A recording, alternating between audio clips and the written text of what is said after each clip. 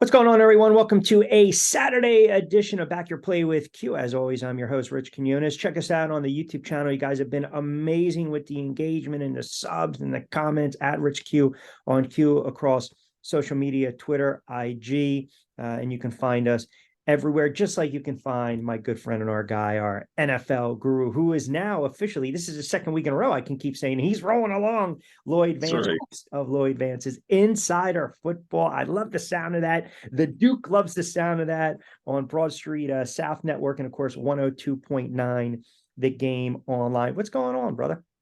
We're doing good. We've been rolling with that on Monday nights, but you know, I, I'm always just getting ready for each week, and Yeah, I hate to sound like Belichick, but on to the next that's slate it. of games, and this is an exciting time around the league. And Q, it's desperation time for some of these teams, man. So it's fun looking at picking and the lines and all that, and a lot of movement on these lines. 2 weeks in a row, you had road teams go 10-6. That's just straight money line. So there's really no home field advantage now. It's really exciting around the NFL. It is, and we always talk about the parity, and I think you and I can agree. We've been doing hits together for many, many years. Third week, fourth week, fifth week in the NFL, you start to kind of separate the boys from the men, do you not? Let's just quick recap on Thursday night, and not so much on the Giants because the offense looks sluggish. I think Thomas out hurt them more than Saquon Barkley being out. And I know there's criticism of Daniel Jones, and you can't keep defending this guy. And the offensive line has had issues, and they're not getting Hyatt into the mix. And Waller's dropping passes, this, that, the other thing. I'm more impressed with San Francisco and their physicality. And I've been hearing this talk about Brock Purdy, right? Is he legit? I saw a graphic, which is just absurd. I don't need a 9-0 when attempting five or more friggin' passes. What the hell is that? No. But do you look at Purdy and the way this offense is tailored around him through Shanahan and the weapons that they have, and Kittle and McCaffrey and Debo Samuel and that offensive line? Do they have sustainability? Meaning, do you believe they can get back to an NFC championship and even perhaps a Super Bowl and win it led by Brock Purdy? I do. A lot of people get hung up with that. He was the last player taken in the draft last year and everything, but we're a long ways from that. And he's proven over and over again that he is a week in, week out NFL starter. Yes, his size and he's not that big physical guy like a Manning or something. You're like, wow, look at him. He's kind of nonchalant, but he gets the job done. I mean, he puts the ball in the right place. He takes care of the football and he's leaning on the talent around him. And that's really what John Lynch and Shanahan have done in building his team. He's on his rookie contract, so they don't have to pay him, but they have highest paid players around him, like Trent Williams, the highest paid offensive lineman, Christian McCaffrey, the highest paid running back. And then defensively, they're doing a very nice job. Steve Wilkes has come over. He's picked right up where D'Amico Ryan's left off. And this group is scary. They've won 13 straight games, Q. Yeah, by the way, how do you not eject Trent Williams the other night? I don't want to hear that's a love Yeah, it was tap. too much. Yeah, I don't get it. And the officiating, the refereeing, I don't like to complain about the officiating because at the end of the day, it's the NFL and you have to fight through it. But yeah, some of the calls, the Giants are going to have issues with that defense. They have zero pass rush. They haven't got one turnover. They haven't committed a turnover. They have one sack, and that was Thibodeau acting like it was the friggin' Super Bowl. I don't need to see that crap either.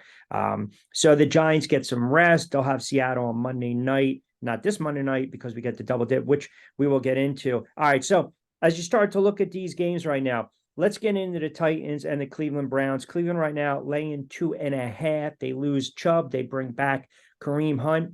The Titans, I can't figure this team out, but can we get into the elephant in the room for a moment? Deshaun Watson stinks. He stinks. Now, I don't know if it's just I got the guaranteed bank, I got the bread, I got the coin. Maybe I'm disinterested. I don't want to make light of the other stuff that he's done off the field.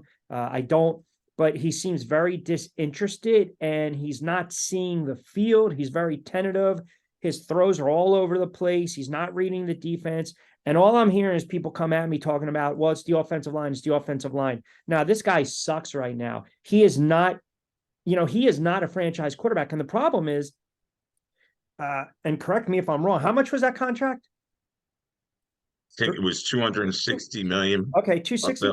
upwards around there, all guaranteed, Q, all of it. I got it. So I have a 200, and you said at the time, what a jackass move, to paraphrase, by ownership, because you're never going to give a player a fully guaranteed contract. This is a $260 million friggin' headache. What do they do with Watson? They said they had to have him, basically, that contract. Andrew Berry's the general manager there. Jimmy Haslam's the owner. And it's a situation where they said, "Oh, we're getting this guy coming out of Houston that they thought was, the 2020 almost MVP, and he's putting up these huge numbers. He's not the same guy." And we can talk about the off the field, but when you're not playing for that long, I believe it was upwards of like 22 straight months he hadn't played or practiced or anything like that. Because let's not forget, he was locked out of the Texans franchise basically for a year before any of this. So, he's rusty. And as you said, Q, he does not look right. And they always could lean on that running game with Nick Chubb, and now he's, his career's in jeopardy. We'll see. Hopefully everything works out for him there. They're bringing in Kareem Hunt, but Watson is supposed to be the centerpiece, and really, at best, he's a game manager. Q. His average throw is, it's under 5 yards to throw. He's hitting these little outs and this and that, but the deep passes he's not hitting. He's not running like he used to, and he's just not the same player. So a very bad situation for them. And you saw that against Pittsburgh. Pittsburgh was not afraid of one bit. So are we really taking into account the rust of 2 years? And I just pulled it up, 8 games he's played in the last 2 years, 6 last year too. They had the aspirations of competing in a very stacked AFC North, mind you, with Cincinnati, Pittsburgh, and the Baltimore Ravens. Now, Pittsburgh has some issues with their quarterback as well. Different story. Sophomore, second year for this kid Pickett. Wilson's been in the league for 6-7 years now. Watson, pardon me. Is he going to get that form back like we saw in 2018? I don't think it's going to happen. I really don't. I just think the game, after being away for that long, and he was never really known for being that guy that was taking his playbook home and studying all night and all that. He kind of got by with some of his athleticism. So this situation where when you step away from the game, and I talked to Michael Vick about this when he went to the Eagles after all those years away,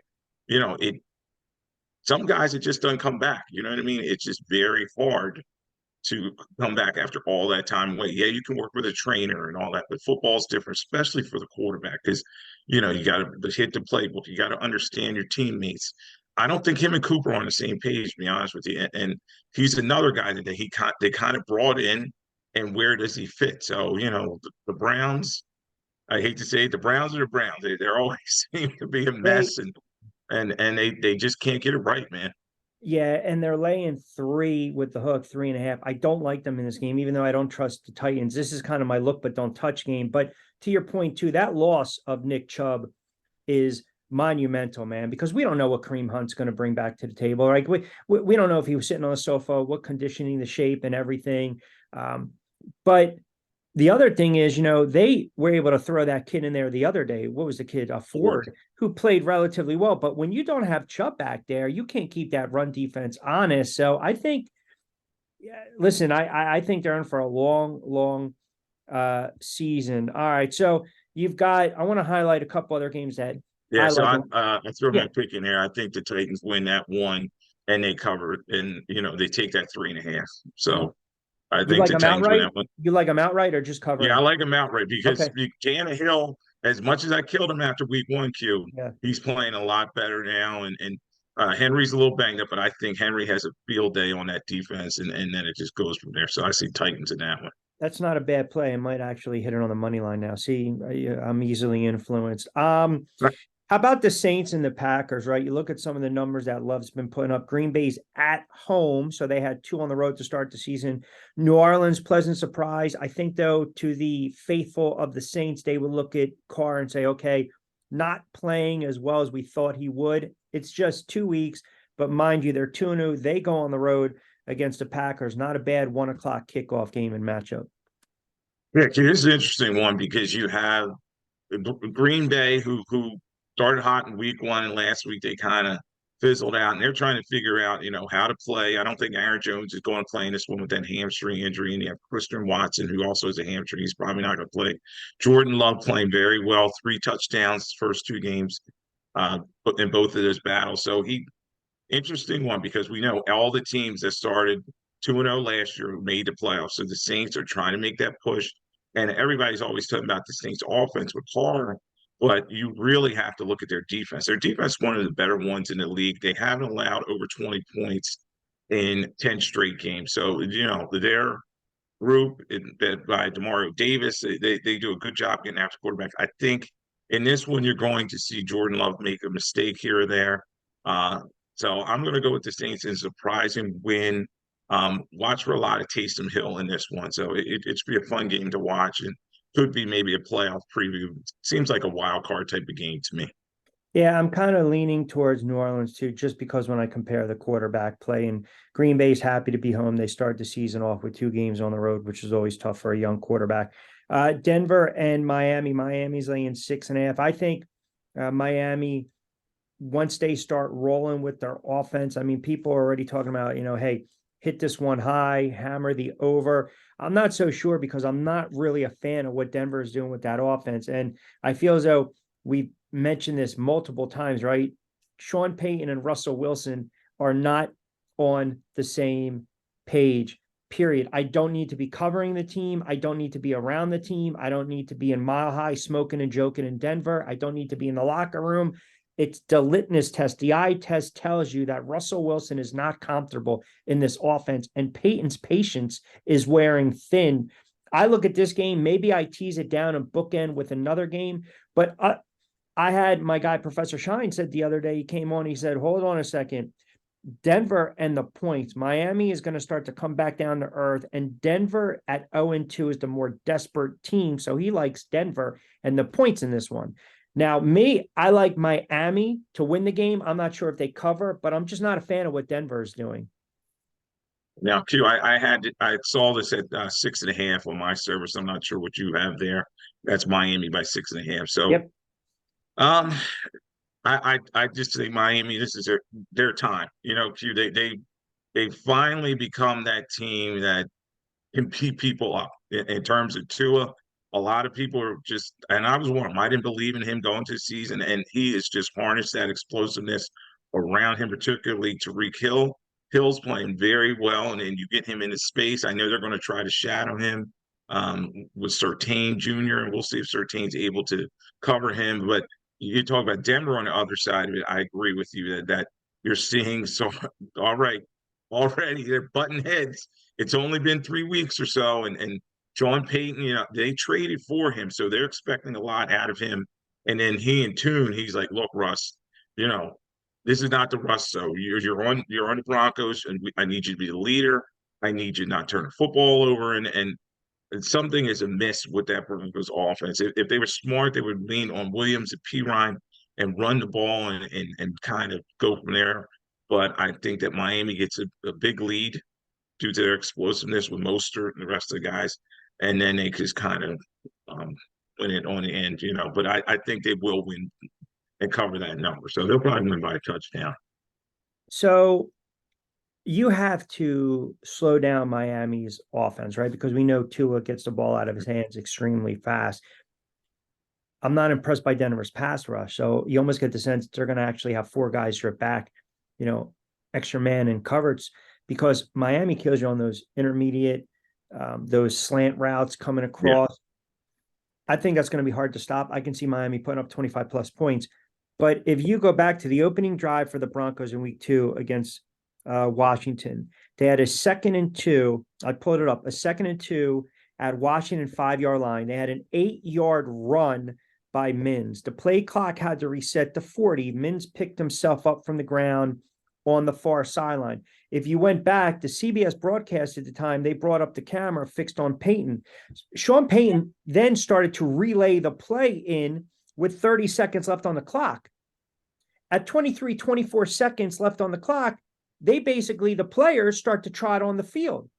So now you've got new personnel coming in. To me, that tells you right there is a disconnect. Tick, tick, tick, tick, tick. There's a disconnect between getting the play in, relaying the play to the player, getting it onto the field, getting it into signal caller's hand and Russell Wilson, and then getting under center, getting ready to play. So last week they yeah, had all these burned timeouts in that game. He wasted like 2 in the first half and maybe 1 in the second. Similar situation what you're talking about. yeah, and then and then So what happens? Exactly under 16, 15. I'm checking, get under center. Here we yeah, go. 12. No, come on, hard. What? And then boom, I have to burn a timeout. So that tells me that's something that should have been worked on in training camp. You're talking about a yes. veteran head coach, a Super Bowl winning head coach, and a Super Bowl winning quarterback. That's inexcusable. I've seen them come out of the TV timeouts and have to call timeout. So I don't like I don't like the aura of the team. And maybe it's because I think Russell Wilson is cooked. I think he's done. If anything, again, this is usually what happens when I lean really hard in one direction. Denver turns around and they get the win. If you're Miami and you want to be taken as a serious, legit Super Bowl contender, you have to go and beat Denver at home, period. And this is a take care of business spot. And let's face it, the Broncos had 2 winnable games in the first 2 weeks, and they just couldn't get it done. They always find a way to lose. I think we talked about in our remix last time. And I think that 2 of them have turned the corner, and they want to compete for this division title. And Daniel's done a nice job. So we'll see how these guys, if they really prove it, you know what I mean? And that defense is getting after people, and we always talk about Broncos offensive line. So that'll be a big group to watch in this game.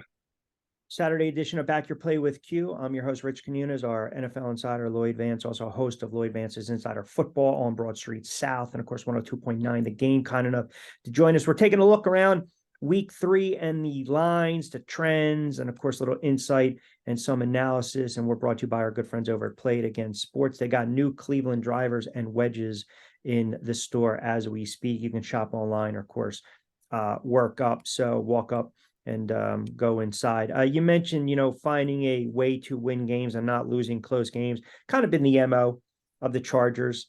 I mean, this is a team when you peel back the curtain and you look at it from an analytical standpoint, it doesn't matter who's on the sideline. These 4th and 1, 4th and 2, when to go for it, when not to go for it, when to get too conservative, when not to be conservative. I think it harkens back to last year when they blew the big lead in the playoff loss to Jacksonville. But here it is, right? We always talk about desperation time. 0-2 Chargers, 0-2 Captain Kirk, who hasn't played poorly this year. Minnesota is laying 1, but my gut tells me this is a spot where I'm going to play the over, but I actually like the Chargers on the road in this one. Yeah, I was back and forth on this game, and you talk about the desperation. So since 1990, only 31 of 270 teams, that's 11%, have made the playoffs after starting 0-2. So both these teams are desperate. And then 0-3, their season's basically over because only 6 teams since 1980. So they're both going to throw the kitchen sink out here, and it's all about the quarterbacks. Herbert has done a great job in putting his team in position to win games, but another team in the fourth quarter, they just keep squandering leads over and over again. The Chargers find a way to lose, and I think that has a lot to do with their head coach Brandon Staley, who quite frankly, he is on a hot seat, and his team's just not getting it done at this point. And when I look at the Vikings, they're just too explosive. So I know they're going to try to find a way to get Madison going, running the football, and they made a trade this week to bring in another running back, and Kirk Cousins is a guy that wants to get the ball to Jefferson and Hockenson and all his other weapons. So I think the Vikings do put up some points, and it's basically even line. So I say that the Vikings will win this one, but it's probably going to be another close game where the Chargers find a way to lose. Uh, Thanks. And the fact that they're going to sit Eckler for the second week, I mean, how does this really affect the offense? You think they're going to be more inclined to throw first as opposed to try to maybe establish the run, pick up a couple of yards first and second? Typically pick up 3 or 4 yards, you can open it up. You can open up the play on second and short. Yeah, Keenan Allen's he's had some huge numbers this year. They're going to try to expect to get the ball to him, so it could be a attractive type of game. We know that last year the Vikings won so many one score games. This year, obviously, they haven't done as well, but I think maybe they win it on a field goal at the end. So you've got Eckler, you've got linebacker Eric Kendricks, pardon me. Also outside linebacker Joey Bosa listed as questionable. So and Eckler's battling, for the fantasy guys out there, he's going to be dealing with that ankle injury pretty much all season long. All right, this is the save your ass and save your job game, the New York Jets and New England. I feel as though we say this, the old cliche, if not now, when? Like, if you're the Jets, and again, people are going to kill me because they're going to be like, here you go again, Q. I have to simplify this. Figure out a way to friggin' win the game. I don't care if it's 6-3. Like, mentally, you have to get over that hump. I mean, they haven't beaten New England. Obama was in office. The friggin' Mets were winning the pennant, taking on Kansas City in the World Series. It was friggin' 2015. I mean, think about that. Yeah, yeah, Q. Yeah, the Patriots have won 14 straight games against the New York Jets, That's unheard of. and they are the Jets are at home. As you're saying, we know how bad Zach Wilson played last week. He was my lackey, particularly in the fourth quarter. He was terrible, and that was another game where uh, these NFL games are close. So this is another one where they could have won it and they just found a way to lose. And you got Mac Jones coming in here, and do the Patriots have enough weapons to get this Jets on a defense, to scare them a little bit? That this is going to be key if they can get pressure on Mac Jones um this is another one I've been back and forth on. I Two just and a think half. Belichick, Two and a yeah, half dog. Belichick has always seemed to Yeah. find a way. We said 14 straight. He always seems to find a way to confuse younger quarterbacks. And I think with Judon and those guys getting some heat on Wilson, he's going to make some mistakes, and it's just going to get ugly from there. And the weather may not be nice. So I think the Patriots win this one. It's going to be a close type game. I said the Patriots win, maybe on a field goal to barely cover that number. I'm going to go. It pains me. I think the defense is going to come up and make a couple plays. They're going to pick off Jones. The Jets should be able to run the ball a little bit. Wilson, as long as you don't friggin' turn the ball over, and I hate the phrase manage the game, but just manage the game. If he's 10 of 18 for $186 and 1 touchdown and no picks, you live with it. You have a shot to win this game. But this is we have to right the ship, because if they go out and lose this game, and let's just say Mac Jones lights it up, now we're going to start calling their defense a bunch of frauds. And if Wilson struggles, the urgency then now to pick up the friggin' phone if you're Joe Douglas and try to get a veteran quarterback is going to be even more under the magnified. So I'm going to do it, man. I'm going with the Jets. The confidence level of the Duke is not overinflated, but it's not deflated. So he's, a little Mendoza line right there. I love this next game, and I've kind of highlighted this for several reasons. Buffalo got right. They're 1-1. They've got the Commanders, the surprise Commanders, 2-0. And Buffalo's laying 6 in the game. But before we get to the game itself, do you believe right now, just 2-0, and you look at Washington's offense and the way Sam Howell is playing, is it possible that the NFL missed a boat on Eric Bieniemy as a head coach?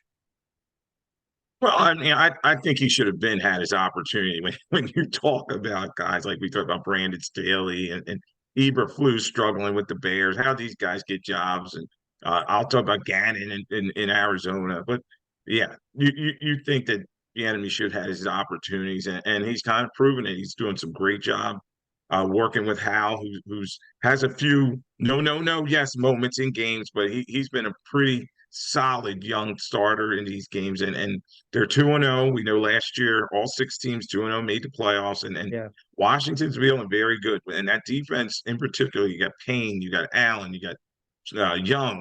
They can put some pressure on a quarterback. So this is going to be a fun one to watch, but you always got to be aware of that home dog. This is another game where when I analyze it, I'm going back and forth. I'm like, okay, which one really is going to do it. And you talk about Buffalo and Gabe Davis and Diggs. They really seem to get right with Josh Allen last week, and they're able to push the football down the field. The offensive line has got to hold up against that D line that I talked about. Jack Del Rio has his group prepared and they're ready to go. So another game where there may be some weather implications. Uh, I think Buffalo's going to find a way to win this game. They're still a little bit more desperate at 1-1. They have to keep pace with the Dolphins, and the Dolphins are trying to run away with that division. So this is going to be an entertaining game, close game, but I think the Bills take this one, and I don't know if they cover the number though. I might take Washington in the points if I was betting it, but I would take the Bills outright. Yeah, Buffalo put up 35 plus against the Raiders. They broke out. Washington's been Yeah. looking a little dangerous. They were able to get through Arizona, and then they turned around. And aside from a fluke play in the end, they had to come back. Denver, in that game against Denver, that was a kind of a wild game. I'm a somewhat believer in Sam Howell as long as he doesn't turn the ball over. When that defense is healthy, I think they'll be right. I do think that Allen's decision making has been extremely poor. We talked about the 42 turnovers in 50 games, but I still think this is a game where you Washington maybe comes back down to life, right? There's always that game where that surprise team, and then I'm not going to say get humbled. It's like Stepping up Colorado, in class. yeah, like Colorado and Oregon, right? You Yeah. different levels, right? As we say in boxing. You're the boxing guy. This is a casino fight. They're going to the casino. You know what I mean? They may have been fighting in the hometown That's gym, right. That's but right. now they're going to the casino, and That's right. all the eyeballs going to be watching them. And Yeah, yeah. the Bills still are. They're step up in class, and they're going to Yeah. get back Vaughn Miller, and they're going to get better. And then I think this is a good young Washington team, but the Bills just got just a little bit more.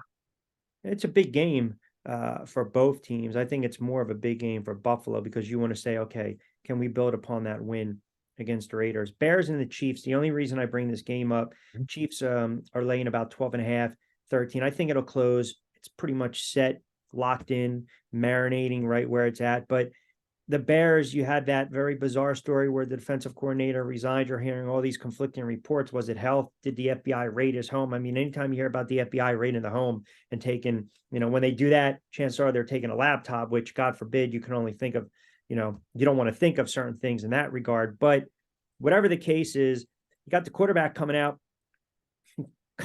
who's had a cup of coffee in the NFL, questioning the play calling, and I don't want to be as robotic, and maybe it's a coaching and then backtracking, then the GM's got to talk, then the head coach has got to talk. You would think this is a prime spot where the Bears get their doors blown off, but history will tell you when you have that kind of nonsense and crap going on, sometimes a team just finds a way to respond. They're not beating Kansas City, but from a betting standpoint, can they at least cover the number? I'm not sure. Might be a look but don't touch kind of game, but I'm not comfortable with Kansas City and 12.5 is my point. I am. I think a 40 burgers coming, too. Well, okay, but how many? But yeah. Be that as it may, is there a little side of cheese? Is Chicago going to put up at least 20, 25? Yeah. I just Spagnuolo going to prevent D in the end, and then they get the backdoor cover. Something it is out there, But I think Andy Reid, when he sees a wounded team, he takes advantage of it. And Patrick Mahomes, he's going to be going for 25,000 career yards in this game, and he's going to be the youngest guy to do it. And this is his opportunity to get on the page with some of his young receivers, Sky Moore and Tony. They didn't have the best start of their season. So I think it's definitely a gift right situation for the Chiefs. And, this is my survivor pool special. If you want to keep going, I definitely think that Kansas City is going to beat them, and they're going to beat them big. And Mahomes has quite a day. Well, that would mean the Bears would have to at least score 28, right, to cover. I mean, I hate teasing down games like this because it's 6.5. It doesn't get me to 6, right? I mean, even 7, you're okay with that, but I get a little weary. I'm not touching this game. I want to see where the line maybe, if it moves to 12, I don't think it will. Then maybe I'd consider it a little more. I feel a lot more secure with that 6, teasing it, winning by a touchdown. if I were to do Yeah. anything, if I'm going to bookend it, I look at Dallas and Arizona. Arizona flat out stinks, but Dallas loses Trayvon Diggs. I had Brandon Bell on, former standout linebacker with Penn State and Cincinnati, and we talked about how they can make adjustments. And we kind of were on the same page. See what you think.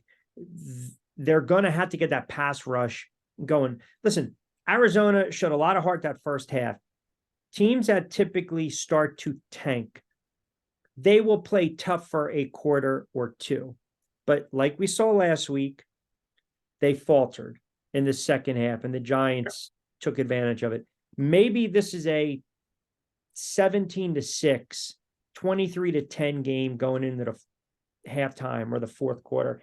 But then Dallas starts to pull apart. I think Dallas waxes them, to be honest. I see a 35-13 type of game, and the Cowboys cover easily. Yeah, and this is another one too. I agree with you because this situation, like week one, they Dallas, they're front runners. They love getting that big lead on a bad team, and we know that the Cardinals are pretty big. Them and the Bears are probably two of the worst teams in the NFL at this point. And I think that Dak, he's going to get right on him. It's going to be an indoor stadium, and he's going to be able to get the ball to CeeDee Lamb and Pollard going in the running game, and then Dobbs has done a pretty good job in terms of, he's not as bad as we thought for the Cardinals, but I think that the Lawrence and Parsons are going to have a field day getting that pocket, crushing it, and getting after Dobbs. He's going to make a mistake, and the Cowboys will probably try to lean on Stephon Gilmore now. He's their other healthy corner. He did come over, he had all those great years with the Patriots. We'll see how much he has left. But the Quinn will figure out a way to change that defense up without Diggs, and it's going to be interesting as the season moves on, like when they play the Eagles or somebody like that. But at this point, I think they win, and they win big. All right, quickly, let's jump to Monday night. Yeah, sure. Eagles laying 5 against Tampa Bay. On the road, Baker Mayfield. He's done something that when he doesn't do, they win games typically along the way. He hasn't turned the ball over. Tampa Bay has a pretty good run defense. I know Eagles offense still trying to figure it out, but that's a lot of points to be laying on the road against a team that's 2-0. So that tells me that the sharps out there, the betting public, does not believe in Tampa Bay at all, even though they're 2-0. People are questioning, Baker Mayfield. Yeah. Oh, he's 2-0. Wow. It's that type of situation. And you got the Eagles. They're a team that's trying to figure things out. And even though they won, pretty handily against the Vikings and they ran the ball down their throat, a lot of people are still questioning them in terms of their injuries and do they have enough. So, two key guys watch, of course, are Mike Evans and Godwin in this one. Can Baker get the ball to them against the Eagles secondary that has some injury? So I think it's closer than you think. As you said, I think the Eagles win the game, but I would probably take those points in the home dog if I was betting this one. It's going to be interesting. Can Jalen Hurts get that football out of his hand and not let the Bucs get some pressure on him? Is this also a game where you're looking at Jalen Hurts? Like if he goes out and say he struggles and they score 24 points, right? And maybe they had to settle for a couple field goals here and there, and they couldn't convert on third down. Do we look at this game and say, okay, maybe the bloom's coming off the rose a little bit, right? Because I want to see if they try to get AJ Brown into the mix early on. I know people are saying don't make a big deal, but I think there's something to be said when you're a team that just went to the Super Bowl. You had a heartbreaking loss. Your quarterback played one of the great games we've ever seen in postseason history, Super Bowl history, would have been MVP, and you're winning handily early on in the season, and your wide receiver, your all-pro wide receiver who's not getting the ball, is barking and bitching and complaining, even though you're winning the game handily. Like, I think there's something to be said. I don't want to hear, well, these guys are competitive. They're competitive. Come on, man. Because if I start to force feed you the ball, and the other thing is you've got a young, raw, new coordinator. So he's trying to make it work. So you throw all that into the mix, pardon me. I think it's a recipe I'm not going to say for disaster, but I think it speaks to why their offense has struggled a little bit in the early going. And that's just again my opinion. I mean, they scored 25, they scored 34. Okay, fine. But I think people are looking at this team saying they should be able to get up and down the field against anyone. Yeah, on paper they have all these weapons and the best offensive line and everything. Q and they just have they're clicking enough to win the game, but you're waiting for that explosion, kind of like we've seen with Miami, the way they've looked at the beginning part of this season, and you're not seeing that with the Eagles. So week one, they didn't get the ball to Goddard. Week two, they kind of forced it to me. Had 7 targets in the game, and I expect that they'll do the same thing this week for AJ Brown and Sirianni could say all he wants, that everything's harmonious, and it was just a little tiff on the sidelines. These things happen, but it's kind of foreshadowing, and you don't want to see that in terms of does it leak into the locker room. So, I think Brown gets his touches, and it'll be interesting to see if Swift can pick up where he left off in the last game against the Vikings, where he ran for 170 some yards. Um, this is going to be an interesting game to watch. It's a playoff type special, and they're both 2-0, and the Bucs kind of want to have their respect too. So the Eagles better make sure they're prepared and not go down there and kind of think they can just roll the ball out there and win this, because I think the Bucs are going to be ready to play. Todd Bowles always has his guys ready to go, particularly on defense, and Hurts, we'll see. He's got to do more. He needs more touchdown passes. Big thing is the Eagles have allowed more touchdown passes than any team in the NFL through 2 games. 7 touchdown passes this defense has allowed. Sean Desai's another guy, Johnson on offense and Desai on defense. They're both learning on the job.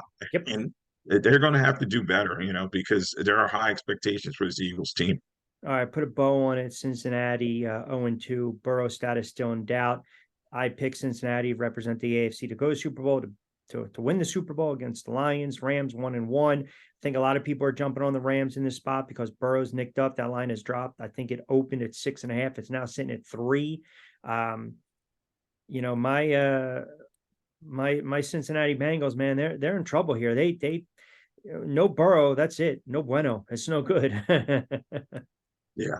Yeah, we're all watching the injury line, and I was talking to somebody there, and they're not even sure. A big thing is, does he practice on Saturday, and how does he look? And I know he's doing, Joe Burrow's doing everything with that calf injury to get out there on the field because they need him. We talked about, 0-2 teams only have 11% chance, and 0-3 teams are basically your season's over. So they're a home dog. In terms of Rams, they have their own Puka Nacua, the receiver everybody's talking about, 35 targets and 25 catches in his first 2 games. He's banged up with an oblique injury. So this is going to be interesting to watch. I still think Stafford makes some mistakes here and there. And the Bengals in their desperation, they find a way to win at home. And you're probably going to see Burrow out there. I would say it's going to take a lot for him not to suit up. So the Bengals try to get right and get him on the field and win this one at home. All right, there you have it. Our NFL guru, our insider, of course, Lloyd Vance, host of Lloyd Vance's Insider Football. You can catch that every Monday, 7:00, correct? Yes, sir. 7:00 leading in to Monday Night Football, even though we got the double dip Yeah. this weekend on Broad Street South Network and, of course, 102.9. The game streaming online. Give Lloyd a follow at Lloyd Vance. All right, my friend, put a couple shekels and coins in that pocket, as we always say. If you say it, you play it, you back it, you stack it. Always appreciate you jumping on a Saturday edition of BYP. Good luck with the bets and enjoy the games, pal. All right, Q. Thanks for having me on.